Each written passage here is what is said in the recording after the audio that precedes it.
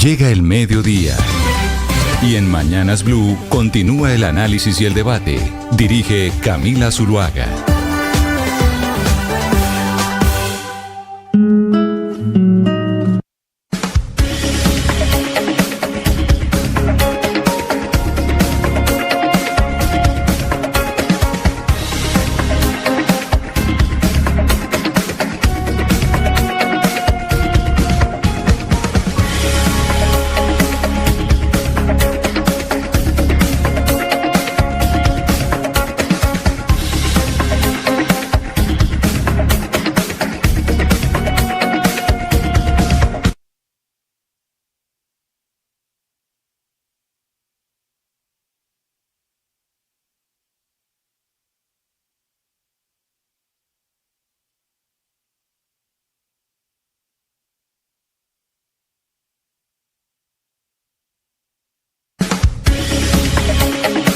Y a las 12 del día, 17 minutos, oímos a la gran Chabela Vargas. Ahí les damos a ustedes la bienvenida a quienes estaban en sus noticieros locales en Cali, en Medellín, en Bucaramanga, en Barranquilla.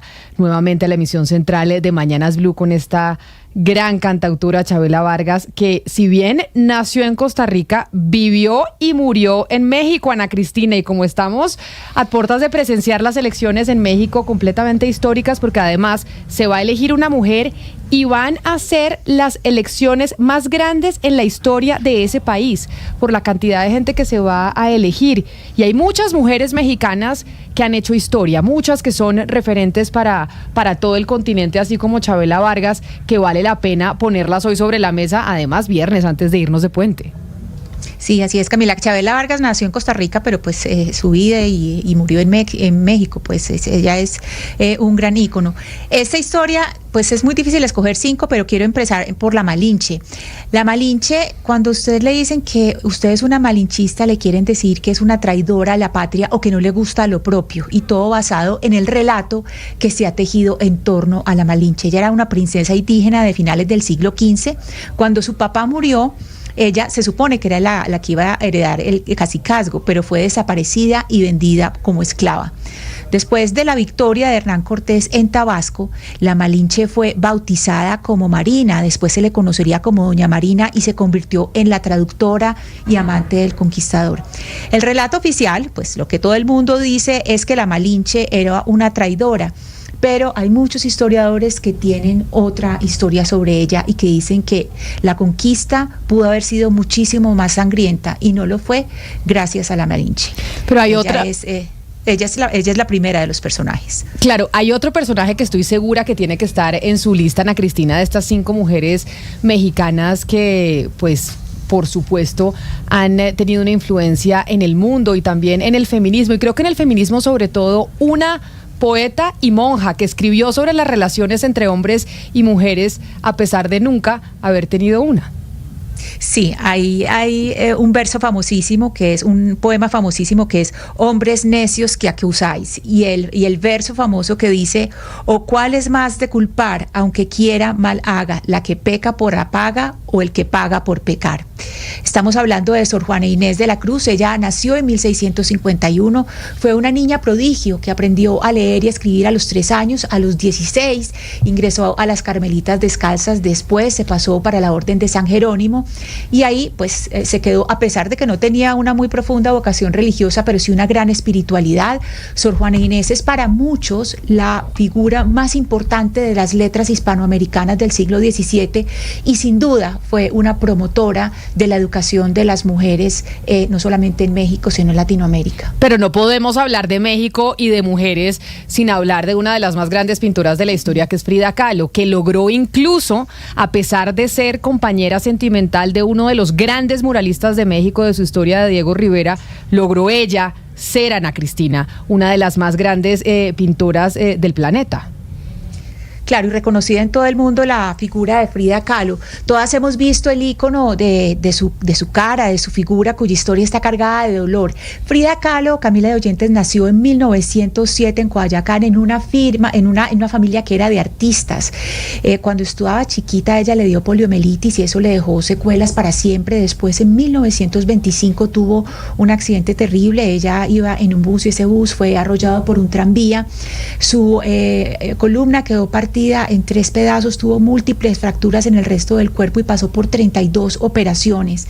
Y eso marcó el resto de su vida y también de su obra artística. Los autorretratos de ella pues son famosísimos, reflejan ese dolor de la juventud, del aborto que tuvo, de su divorcio, del muralista Diego Rivera, como usted nos decía, y de la depresión que ella tuvo y que la llevó a intentar varias veces suicidarse.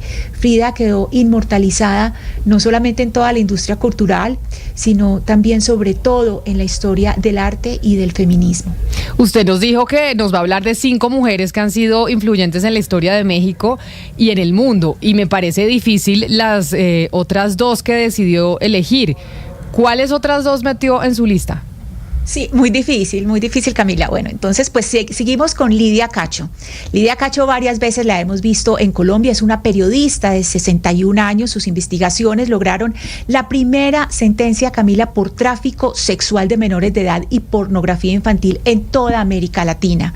Durante 5 años ella viajó por todo el mundo para escribir la obra Esclavas del Poder, un retrato del tráfico sexual de niñas y adolescentes a lo largo y ancho del mundo.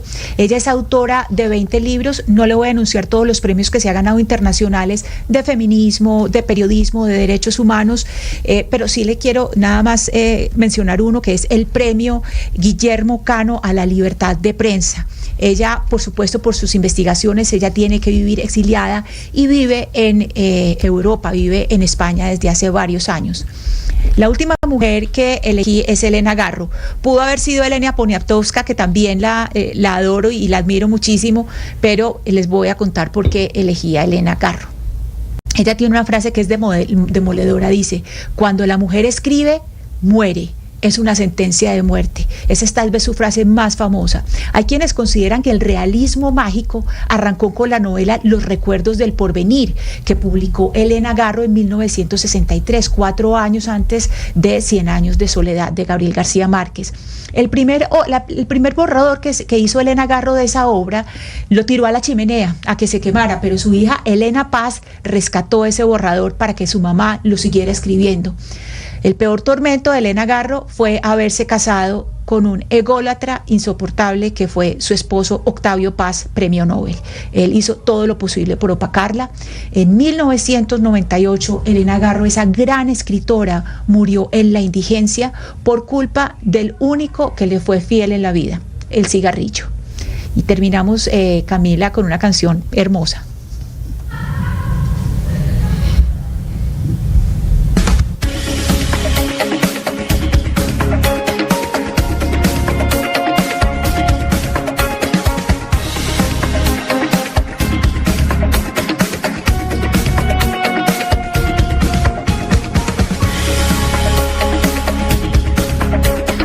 ¿Y por qué me mete Ana Gabriel y una canción de Ana Gabriel en medio de la lista de las mujeres influyentes de México, Ana Cristina?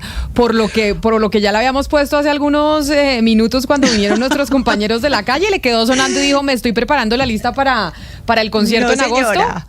No, señora, porque eso es lo que deben estar cantando los mexicanos en este momento. Me equivoqué a lo macho eligiendo este montón de señores y ya es la hora de las mujeres, y por eso ponemos a la gran Ana Gabriel, que ella es mexicana, para que no se vuelvan a equivocar a lo macho. Ensayemos ya con mujeres, ya que los hombres no pudieron.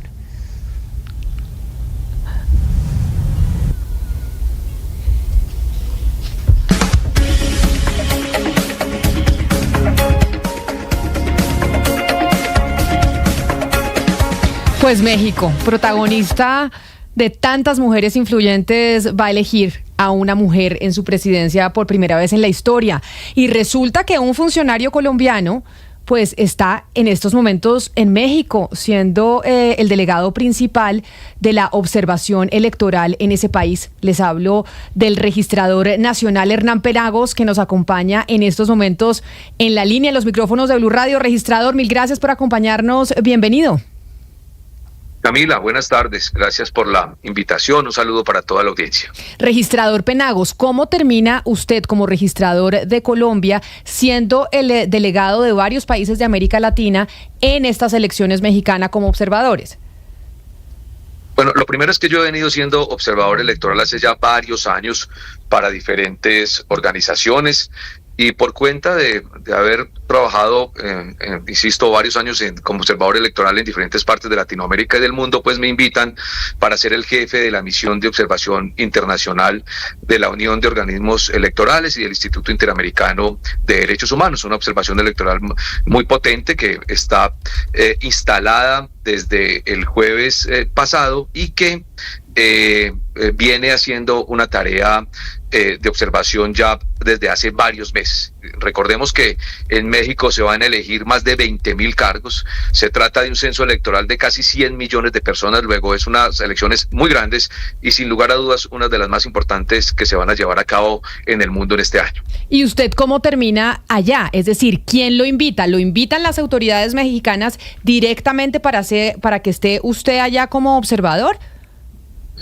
De acuerdo, me invita el Instituto Nacional Electoral de México, que es algo semejante a la registraduría en Colombia, me invita el Tribunal del Poder Judicial Electoral de México. Yo he escrito inclusive para algunas de esas entidades y de la mano de la Unión de Organismos Electorales y del Instituto Interamericano de Derechos Humanos venimos a hacer la observación. Sí, básicamente es una invitación de las entidades electorales del país. Estas elecciones, estábamos comentando, registrador Penagos, son muy importantes pues para el continente, pero también para Colombia, por una razón. Porque Andrés Manuel López Obrador, que es un líder político latinoamericano, pues ha implementado políticas sociales muy similares a las que quiere implementar el propio presidente Gustavo Petro. Esa relación cercana que hay hoy entre las dos naciones, entre México y Colombia, por cuenta de la cercanía ideológica que hay entre sus líderes, ¿tuvo que ver a la hora de darle a usted esa invitación? No, para nada. Aquí el Instituto Nacional Electoral y el Tribunal Federal, que es un órgano jurisdiccional, es decir, hace parte de la Corte Suprema, son órganos independientes, constitucionalmente autónomos. Luego son invitaciones que no derivan para nada del relacionamiento entre los estados, no tienen nada que ver.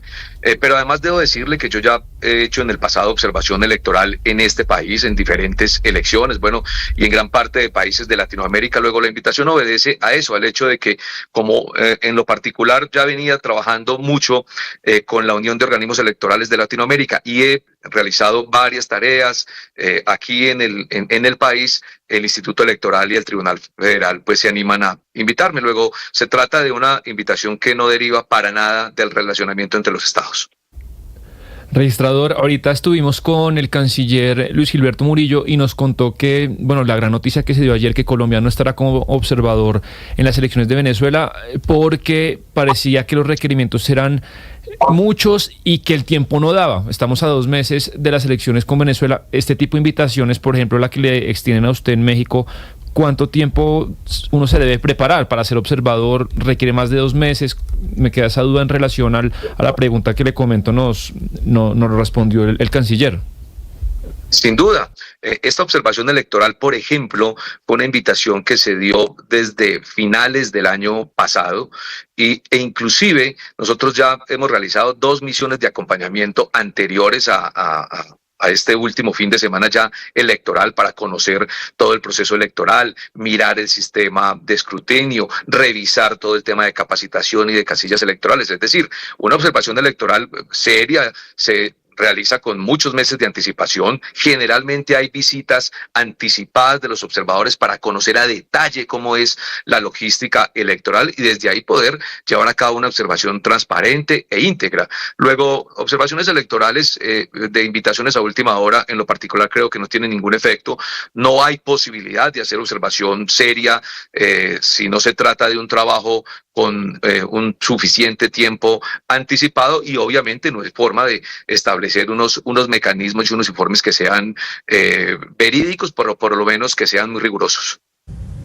Señor registrador Penagos, ¿qué alertas electorales existen en México? Aquí en Colombia siempre en elecciones empezamos a hablar con un poco de anticipación de alertas electorales. ¿Dónde las hay en México? ¿En qué lugares y por qué razones?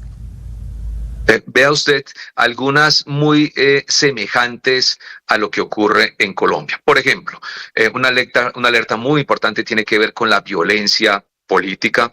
En lo que va corrido del año han asesinado más de 30 candidatos en el país.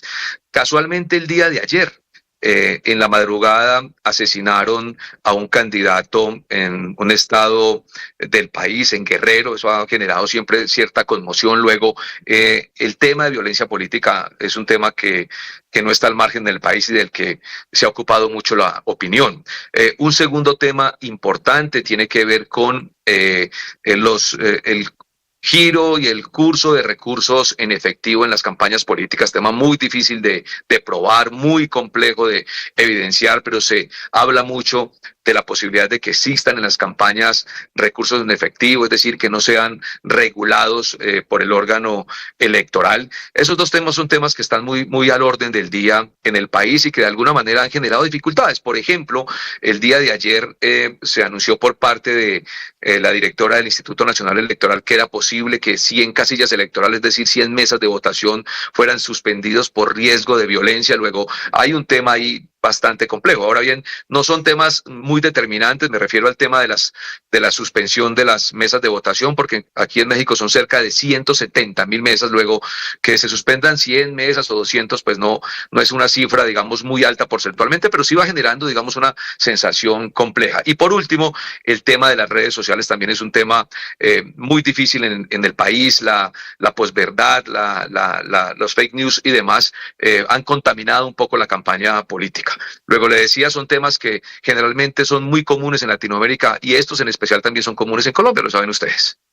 Registrador, ya que Sebastián le preguntó sobre haciendo referencia a la entrevista que tuvimos con el canciller Luis Gilberto Murillo hace algunos minutos, con el canciller hablábamos obviamente del tema de los pasaportes y todo este tema de los pasaportes terminó en un lío por cuenta del enfrentamiento que hay con Thomas Gregg & Sons, y ya que lo tengo en la línea, esa es la empresa que ha manejado en una unión temporal con otras en las elecciones en Colombia, y el presidente Gustavo Petro ha dicho constantemente que ojo el tema de las elecciones, que hay otros países, que incluso Venezuela tiene mejor sistema electoral que nosotros y de revisión y demás. Ustedes en registraduría, ¿cuándo empiezan a abrir licitaciones para elecciones?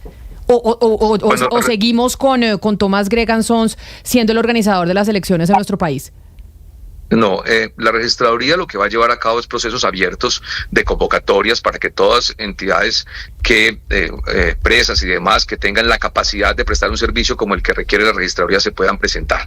Eso sí, tendrán que ser las entidades más potentes, las que más tengan conocimiento y experiencia en el mundo. Habrán algunas que así lo hagan y tendrán la oportunidad de presentarse. El proceso electoral en Colombia, recuerde usted, es dentro de 2 años, para el año 2026. Luego, el calendario electoral se abre exactamente en el mes de marzo del próximo año. Ahí inicia el calendario electoral, que es cuando inicia el periodo de inscripción de los ciudadanos para poder votar, aquellos que quieran cambiar de puesto de votación o aquellos que no se han inscrito nunca y quieran poder votar. Más o menos el año entrante, inclusive podría ser a finales de este año, dependiendo de las acciones presupuestales y la disponibilidad presupuestal que se derive de los diálogos con Hacienda, se inician ciertos procesos electorales. Insisto, el primero de ellos tiene que ver con la inscripción de ciudadanos para votar. Luego se lleva a cabo otro tipo de procesos contractuales, como el que tiene que ver con la inscripción de candidatos, y por último todo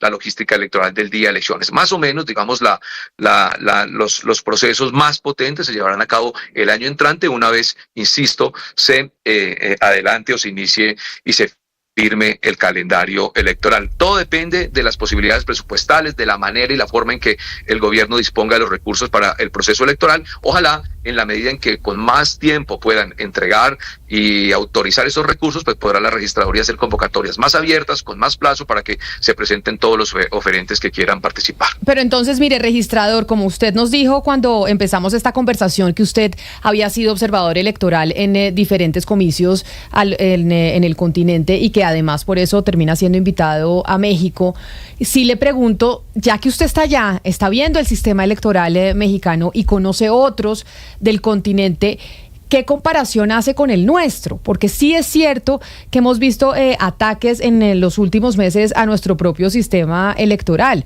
que como le digo, se ha llegado a comparar con el de Venezuela diciendo que es peor que el de allá.